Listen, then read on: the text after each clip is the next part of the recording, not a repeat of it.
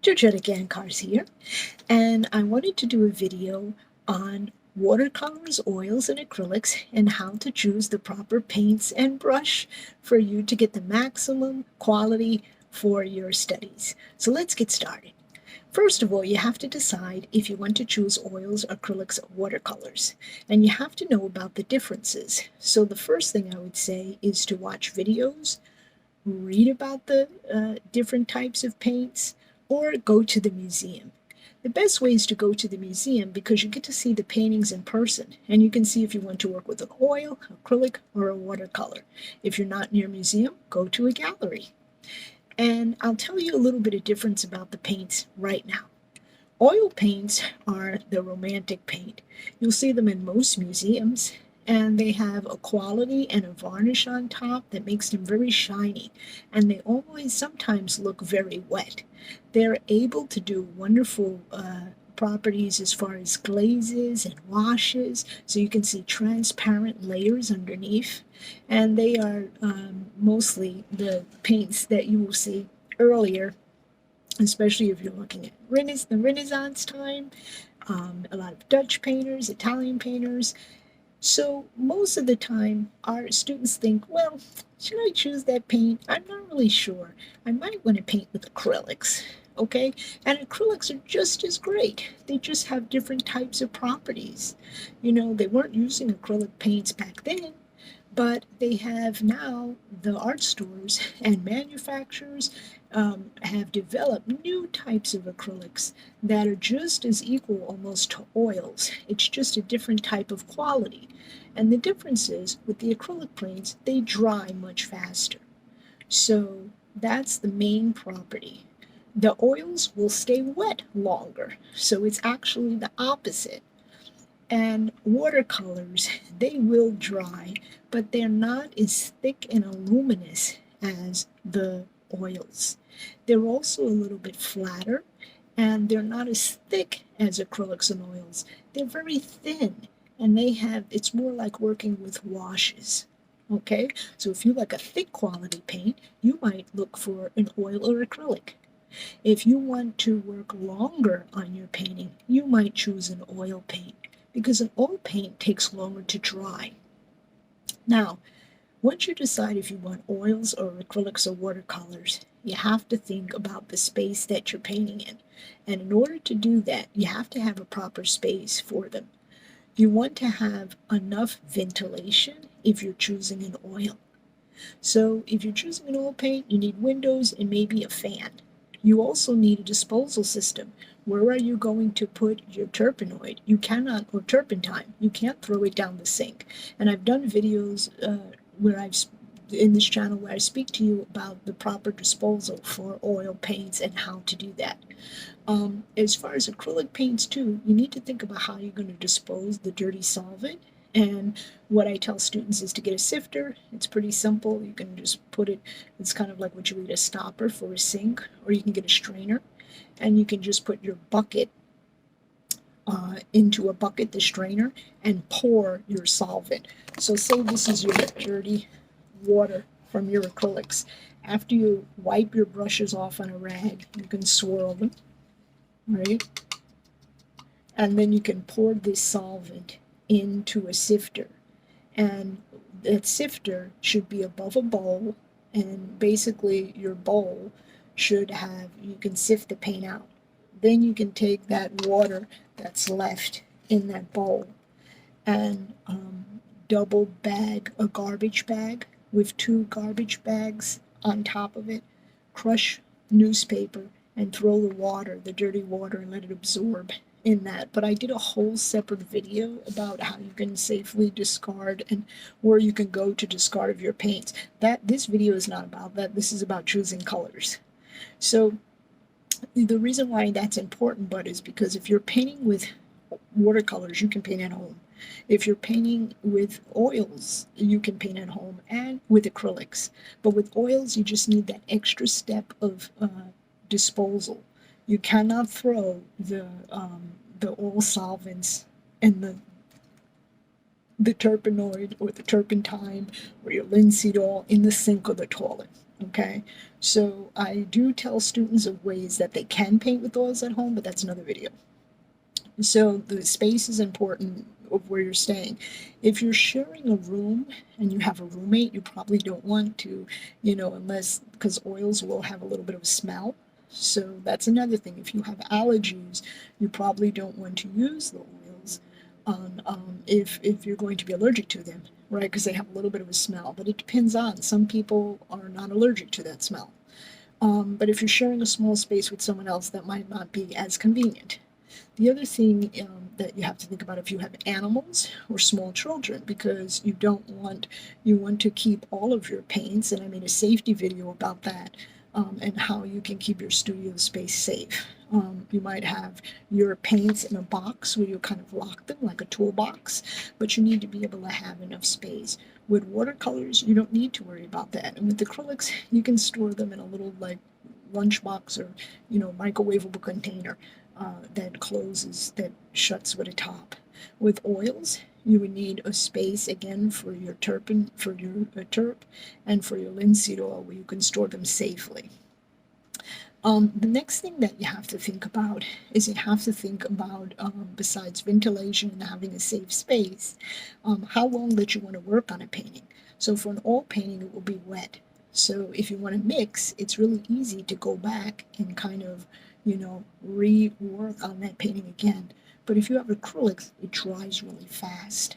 Now, there are extenders that you can add to acrylics to make them wetter for a longer amount of time, where they dry not as fast, but they will never stay as they will not have the property of oils. In other words, if you add the extender to the acrylic paints, they will stay wet throughout the process of you painting, but they won't stay wet for hours and hours on end. Okay, so you'll have to work a little bit faster with the acrylics.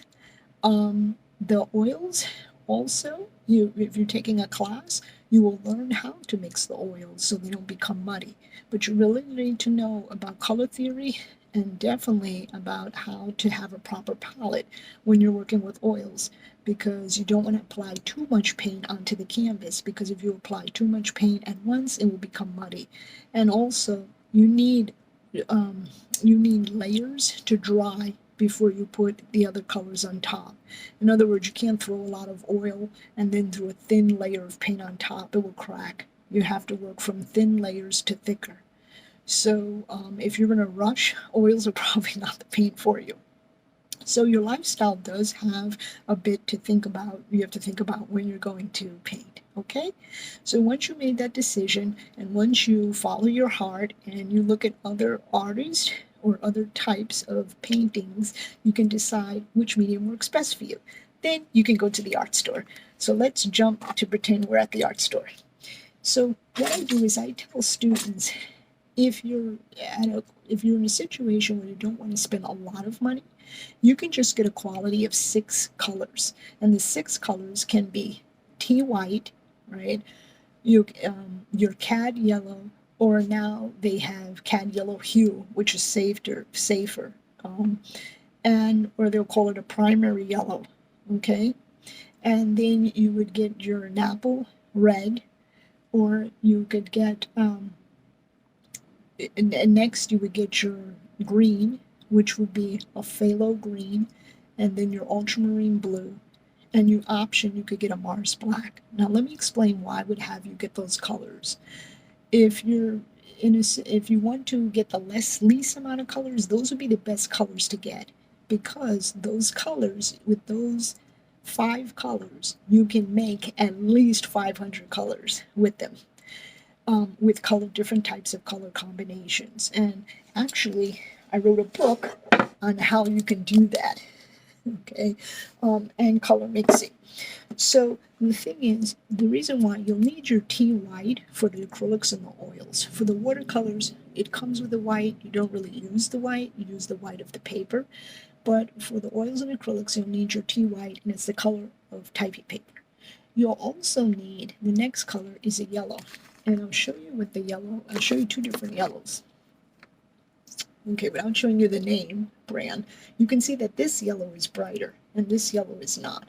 I would get, one yellow has more white and one yellow is more pure yellow. I would get the more pure yellow, because if you get a color that is more opaque, when you're mixing it with another color, it's going to make it opaque too. You'll never get a true darker color. So go for the pure pigment. So if you see a yellow, get the yellow that's the brightest. Okay? The same for the red. Get a red that's like a fire engine, like an apple crimson. That's a really good red to buy, because if you buy that red, if you're buying a red that's has a lot of white in it, like a rose colored red, it's not going to work with you when you want to get a true brown. So get a very, very good red, bright red. The next thing is you want to get a green. Now I'll show you. What I usually tell students is to get the phthalo green. So it's a very dark green. And the reason why I like the dark green is if you add this dark green to this yellow, right, you'll get this color wheel green. So you have more options. You could buy this primary green, but you're not going to be able to go back and make it that much darker or lighter. So I prefer to get the phthalo green if you're, price-wise, if you can't buy all the paints, and then you can make it lighter or darker, okay? The next thing is your blue. Ultramarine blue, it's a good color to buy because it's very versatile, okay? You could get a cobalt blue that's a little lighter, or you could get a Prussian blue. But the ultramarine blue is a little bit more popular, and you'll see them in the sets. And you really don't need to get a brown because you can make the brown out of those. So if you combine your phthalo green and your red, your apple crimson, you can have a darker brown, and you can lighten it by adding yellow. So you could make all of these different color browns. You could have a raw sienna, and you could also have, your burnt sienna. Okay, and you can make those with your green and your orange and adding yellow, and you can make it lighter by adding white. So those 6 colors are important. You could get a black. If you wanted a black and you wanted a pure black, you could get a Mars black. There's also an ivory black. It's just a little bit lighter. So my hair is like an ivory black, and my sweatshirt or shirt that I'm wearing here, this sweater, is a Mars black. It's much darker. Okay, so those would be the limited amount of colors for the oils and the acrylics. You could then go, if you wanted to, and buy extra colors. Of course, you could buy, like a purple. You could treat yourself to a purple, but you can also make a purple with a red and a blue. So you might have your purple. You could go out and buy, different types of blues. It's basically up to you, but you can also make these colors. You can make this color from your phthalo green and white. So again, white, you need a yellow, you need a red, you need a blue, and you need a green. You can also make black by combining your reds, your blues, and your greens to make a very dark color like black. So that would be my recommendation for you for the oils and acrylics. The watercolors come in a set, so do sometimes the oils and acrylics, so you can look at the colors and decide then, okay? If you buy the paints separately, they're a little bit more expensive sometimes because, it's kind of like you're buying them separately. But if you're getting a set, sometimes you get a deal. The thing about the sets is sometimes it doesn't always have those colors, so you might have to buy an extra color if you don't have those main colors in your set. The next thing you want to think about are brushes. So you want to get brushes from medium to small to large, okay? So what I do, I'll show you.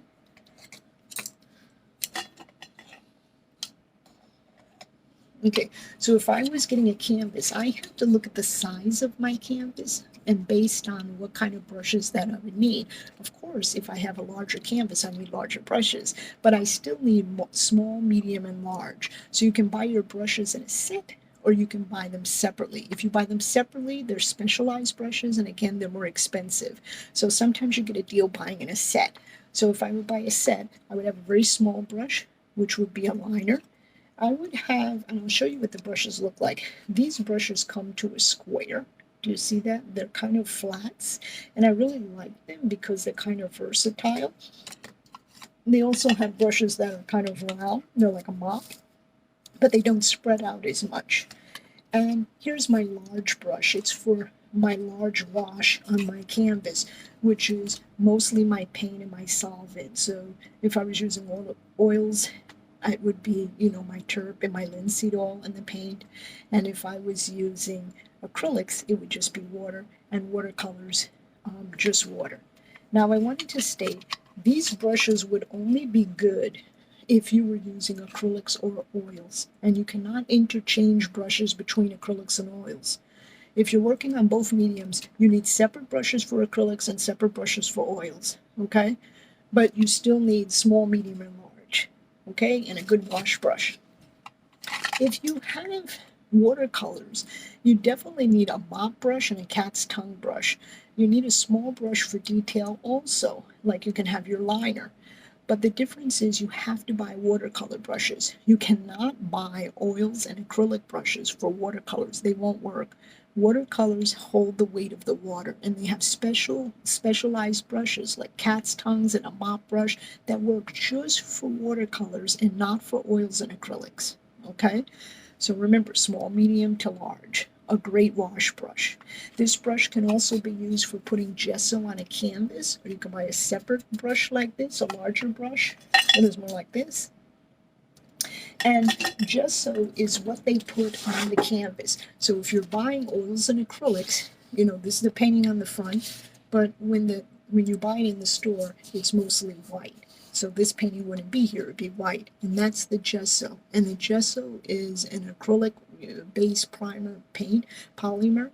And all it does is it sits, the factory puts it on there, so it can sit on top of the canvas. So when you paint, your brush moves smoothly across the canvas. It doesn't have the rough texture, because this is just cotton duck linen. That's all it is. And they put the gesso on top so you can paint smooth. They also have canvases that are now museum board. That's another quality for oils and acrylics. Or you can buy, like a wooden board. These work great too for painting. Now, and they come in different sizes. So, I tell students, this is the size that I work with when I'm doing demos for students. But you can buy them in any size. You can buy them in larger. So if you want small, or if you want, a large canvas, it's up to you. For watercolors, you'd have watercolor paper. And watercolor paper, what it does is it's going to come in a pad like this, where you can tear it out, or stretch it, or you can buy it separately in sheets. But you have to look at the weight of the watercolor paper. So they do have student grade paper, but you're going to have to look at the weight. Of course, the better. They also have paper that is smooth with watercolors and textured. So you have to ask yourself, what do you want? What kind of painting do you want? Do you want to work on a smooth surface or one that has more texture? The difference with watercolors also are watercolors come in tubes, just like the acrylic paints and the oil paints that I showed you, but the tubes are much smaller, right? So you can get the same colors, but they're smaller tubes.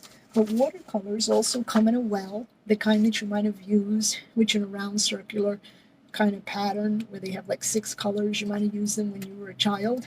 But they also have watercolor pencils, and watercolor pencils are really good because if you don't you want to paint, but you don't want any mess, watercolor pencils are the way to go, especially if you know how to draw really well.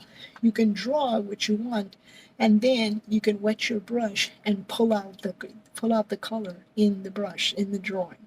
So you could draw and then wet your watercolor brush and pull out the color.